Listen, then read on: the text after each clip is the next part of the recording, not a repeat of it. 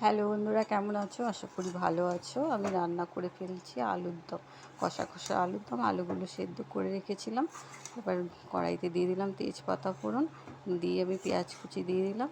পেঁয়াজ কুচিটা একটু ভেজে টেজে দিয়ে দিলাম টমেটো কুচি দিয়ে দিলাম রসুন বাটা, আদা বাটা দিয়ে ভালো করে মশলাটাকে কষিয়ে, নুন হলুদ দিয়ে ভালো করে মশলাটাকে কষিয়ে আলু সেদ্ধটা দিয়ে দিলাম মশলার মধ্যে।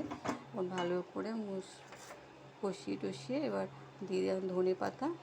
সেদ্ধ করাই আছে আলুটা, বেশি টাইম লাগবে না। দেখো, এবং কষা কষা আলুর দম খেতে খুব ভালোই লাগে। তোমরাও এরকম করে বানিয়ে খেয়ে দেবে বন্ধুরা, ভালো লাগবে। কষা কষা আলুর দম একটু মাখা মাখা, একটু সামান্য একটু জল দিয়ে দেবো। এরকম করে আলুর দমটা খেতে খুব ভালো লাগে।